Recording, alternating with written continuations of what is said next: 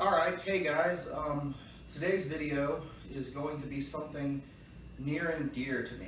Now, as you can probably tell from my channel and my shirt, I'm actually an electrical engineer.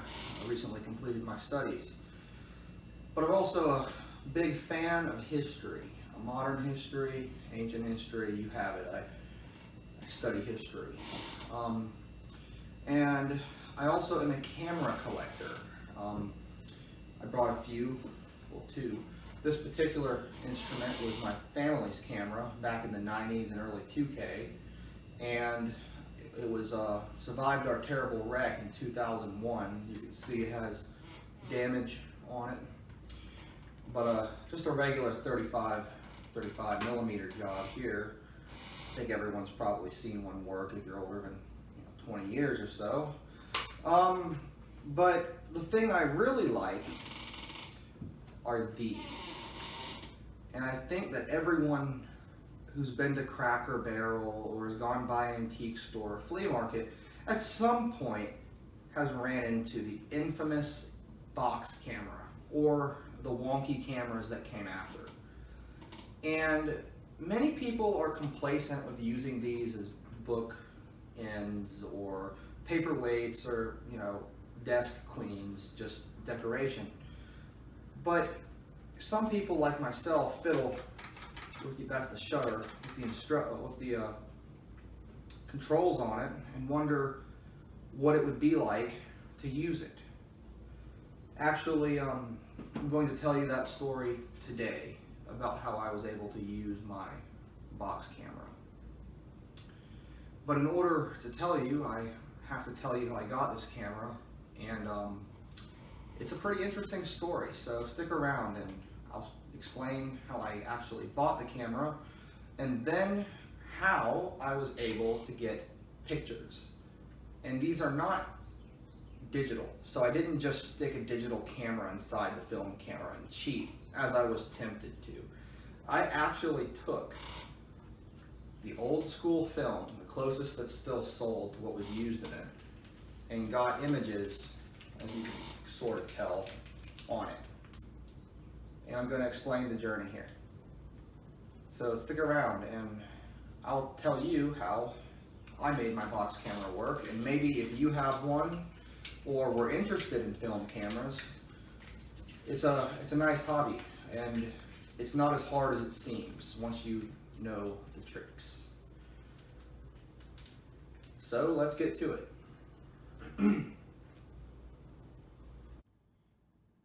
Okay, so let's have a closer look at the camera, some of its features, before I tell you the story of where I got it from.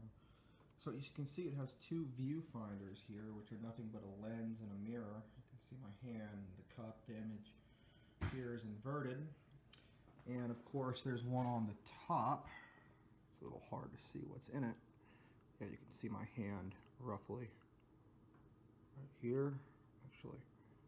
It's again inverted. And you have a knob right here which advances the film in this direction, and I marked it with an aluminum marker so you can see how far you've turned it.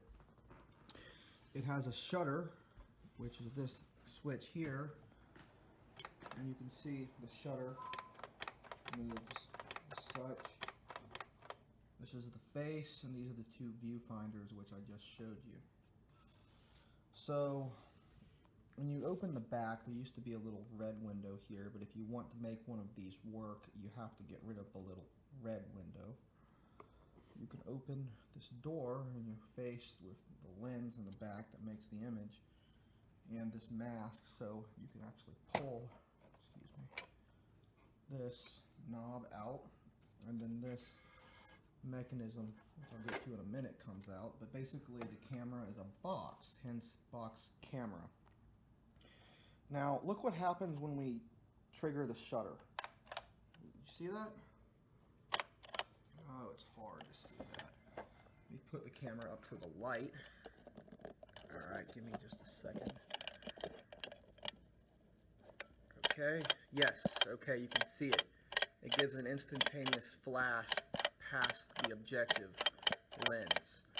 and that's what hits the film. Just that little flash of light is enough to make the image, and so the film would be right here. And then you have this mechanism right here. So you have the hole the light from the lens goes through, and then your feed spool would be at the bottom here, runs past this, past here, and onto this spool here, which is of course turned by the knob I just showed. So that's basically how it works, and you just turn it a certain number of times. In this case, I figured turning it 2 revolutions was enough to advance it 1 frame. But sadly, the film this thing was meant to use is no longer sold. But this is an overview of the box camera's internals. So I'm going to get to exactly the story of where I got it.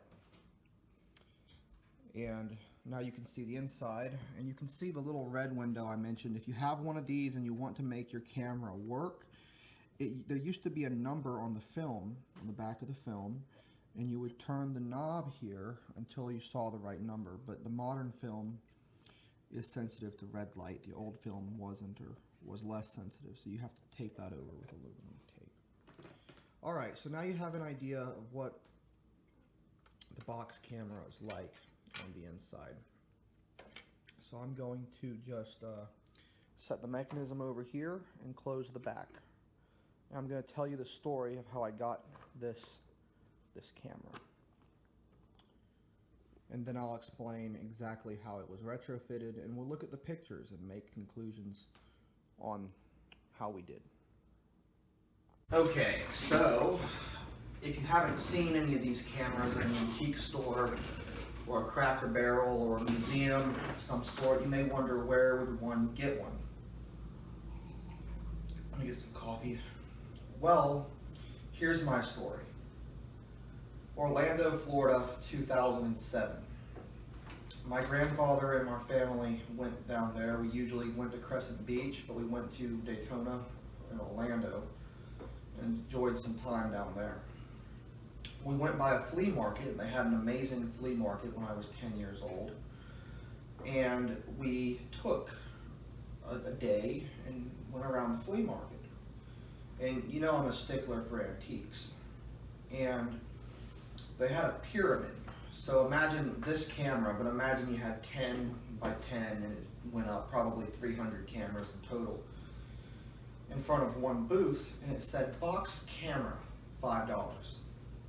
I was a 10-year-old, but I had to have my box camera. But I wasn't, you know, the brightest or the dumbest child, but I wanted to take pictures with my box camera. So I went to the man in his 60s at the time, who also sold projectors at the same booth.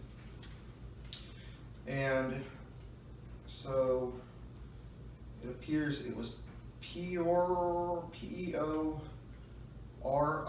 camera is all I have. And I confronted the gentleman, and again, if he's watching this, I doubt it.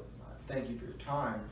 And I said, sir, I want one that works. These aren't guaranteed to work, because the first one my dad had chosen for me, the shutter didn't click. It's supposed to make a clicking sound, and the one had fallen apart. So anyways, my young and naive self badgered this gentleman. I said, please, please, please find me one that, you know, if you can't guarantee it'll work, probably works. And he picked out this one, and he charged me double, $10, but it was worth the money, I'd say.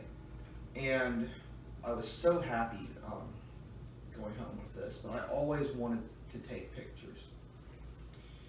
And I would just imagine I was when I was a kid. But before I left, the gentleman who sold me the camera, I asked him what film would it have used, and he said 1/16 film. This is actually the original sheet he wrote it on, and 1/16. And he said, good luck finding it. It hasn't been sold in decades, and that was 2007. So I was disappointed. And then, a few years ago, I got into my 35mm phase using cameras like this, or the RC35 that I have in the other room, the Olympus metal one. and I didn't have much luck. It took a while to master the lighting and the exposure. Now I'm better at it. But so there was a time there when I was basically giving up on film. But then COVID happened, and now we're all at home, hopefully watching this, not being around too many people for the time. This being July of 2020 when this was shot. This is July 2020. And I figured I'd have some fun. So I went to the store, that only store that has camera components in Savannah, Bay Camera Company, and asked them if they sold any film. And the closest film they sold was 120, which is used for arts things, you know, SCAD here in Savannah uses it. And so I bought a roll of one Type 120 film. This is 400 TX film, to be exact. It's much thicker than 35. It looks like this. And so I followed instructions online, and I'll give you a link to the gentleman who helped me, an old camera enthusiast. And he, let me get a ruler here, said that the original box cameras had a mask on them. The mask, I'm looking for centimeters here. Well, this mask here, I think it's 2.5 by 1.5 inches roughly. In centimeters, I think it's 4 by 6.5, but I'll get a link to it. And so you see how initially this entire frame here would have been exposed, but the film is not very long. It's only this from beginning to end. So you add a mask on it in order to take more pictures. But then when you use the viewfinder, you have to take into account that only part of the frame is being exposed. And of course, you know, like I said earlier, you turn this knob twice. The problem with this whole idea was the 120 spool, as you could probably see from here, was a little bit shorter.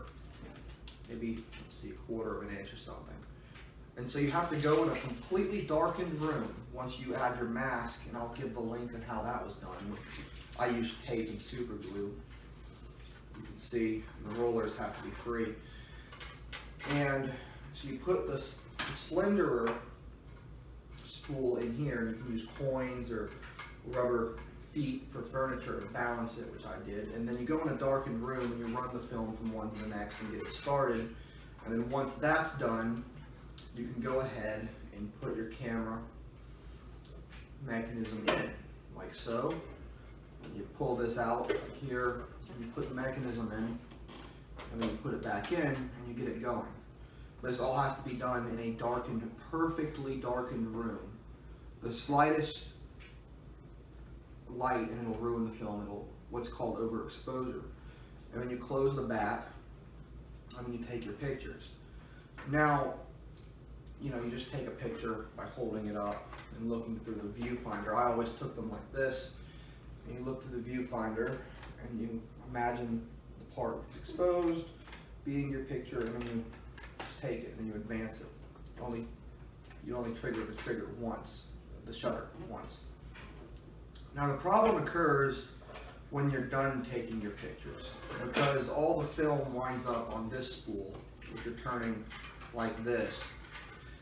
Which, you know, back in the day, there was paper at the end, and you put the paper around it when you were done, and then you could just send off the spool to be developed. But they don't develop this size, and they haven't in many, many years. And in fact, if I gave this spool away, I'd have to get a new one so the camera would even work.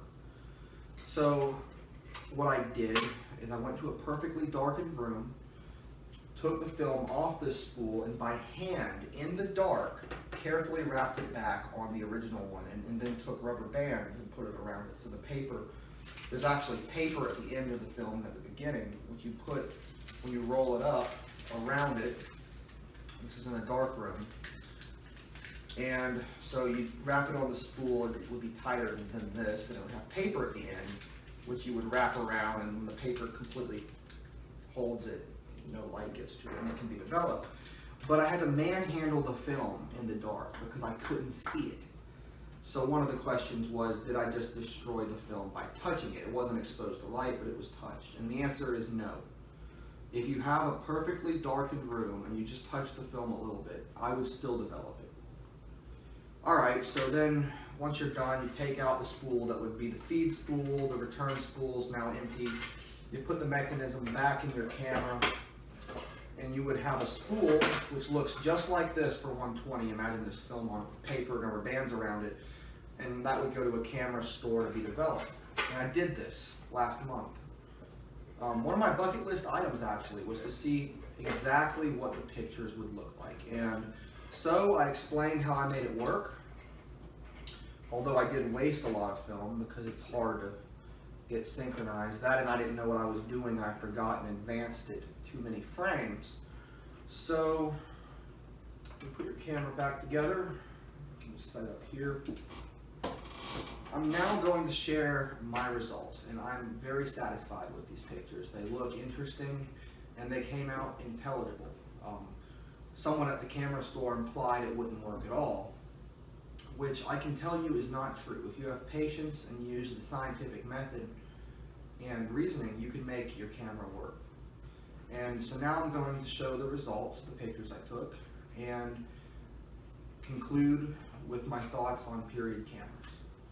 I hope my story was interesting, and if you're interested in film photography, once you get a few bad rolls of film out of the way and you start converging on what works, it's generally pretty rewarding. And in general, I'm very convinced from my background in electrical engineering that electronic media will probably not last too terribly long if we're not careful. I like having some film in the background, so at least some pictures survive, in a worst case scenario. Anyhow, let's look at the results.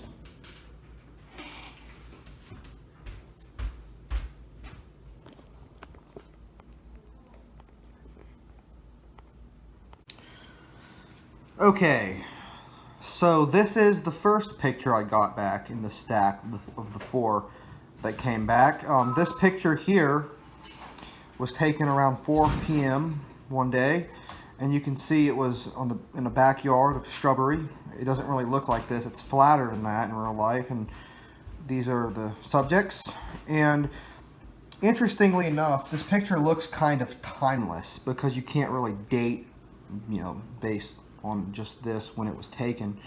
But more interesting is this effect that makes the bush kind of look like it's exploding at you, especially here and here towards the edges. This is called spherical distortion. So apparently cameras back then had spherical distortion, and I imagine this would have been worse if the image were even larger. This is the first image. This is the second image I got back. This is the front of a house. So you can again see this distortion right here and right there.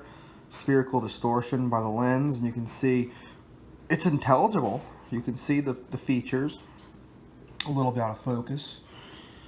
And I used black and white film for economy's sake, and then you can see the shrubs here, but you again have the spherical distortion. And this was taken in bright light. If you have doubt, it's easier to underexpose than overexpose film. But again, around 4 p.m. last month. This is my childhood clubhouse, taken around 4 p.m. and you can see some distortion, although it's very recognizable for a first attempt. You can almost read that text which says clubhouse, K-L-U-B-H-O-W-S-E. Can't quite make it out, but you almost can. That little sign right there, and you see the brooms there and the windows and the door. This was taken from quite a distance away. There's an antenna right there, but again you see the distortion on the sides. In my opinion, the distortion almost makes it pop. It gives it a three-dimensional effect, but I can see how certain people wouldn't like that. I wonder if there's a way you can fix it. If anyone knows a way to make the image look flatter, I guess put it in the comments. But this is using the original optics, which I actually took out and cleaned by hand and then reassembled into the camera. So, you know, the whole collection of images would look something like this. You have these pictures which were taken. It's kind of odd to think it wouldn't have taken any in many decades until then. Let's have a quick look at the negatives and then I'll give my concluding thoughts. Although I consider myself an amateur, one word of advice would be, if you have film pictures developed, always ask for the negatives. You can see where you went wrong typically. But this is the clubhouse picture on the negative, and as you can see, I miscalibrated how many times to turn the knob. It was turned 4 or 6 times between these two, and when you turn it the correct 2 times, you get this, which is what you want. And then this one here, it's a little hard to bring it up to the light, is the portrait there. And that one was shot twice, and one copy has already been given away to a family member. Right here, similar, you can see. And the last one was taken there, that's the house image. But it did come out, and you can see the image here is the size of the mask itself, which I find interesting. Unfortunately, I was trying to get a self-portrait between these two. You can see the two here and there, the one here and one there, and the individual who helped me film didn't get the shutter, and so the film was just advanced through. But it's always good to keep the negatives in case you need to make more copies of the image. And it's been done 50, 60, 70, 80 years later. If you still have the negatives, you can get the image off. And that concludes my little experiment here. And I'm going to give my final thoughts on it. Okay, so in this video I showed you how when I was young I procured a camera from the 1930s or 40s, probably an early 40s one. I tried to explain its mechanism, the story of how I got it, and roughly how it was retrofitted to take pictures, and it succeeded in doing so. I'm actually very satisfied with the results. I mean, I probably spent, let's see, the film was $10 roughly developing, another 10, probably $30 to get this done. But it's very rewarding to see what the pictures would have been like, and now the audience has an idea. And if anyone has an old camera they want to retrofit and needs the instructions, I've given the link that I read that helped me on the mechanics of it. And in addition, I have one question to the audience, which you might find strange. So basically, any box camera had the same mechanism that this one did. Even ones going back to the 1890s through when they quit making them in the 50s and 60s. So the one type of camera you may see in an antique store is the Polaroid, this one dating from the early 70s. And these are very disappointing because I have not found a way to make this take pictures, because the film type is so very different that even if you got modern Polaroid film, it wouldn't work. You know, you're going on air, Dad. I'm sorry. So, if anyone on the audience here knows a way to convert Polaroid film to work, and the whole mechanism of this camera is the same as the last one, shutter and focus, I'd love to hear about it, but I don't think it's worth the effort. I might one day make this a digital camera. Anyways, I just wanted to share my interest in vintage cameras, and do apologize about the interruption. So, I am curious though, if anyone gets one of these to work and can make a video, I would be infinitely grateful. So, until next time.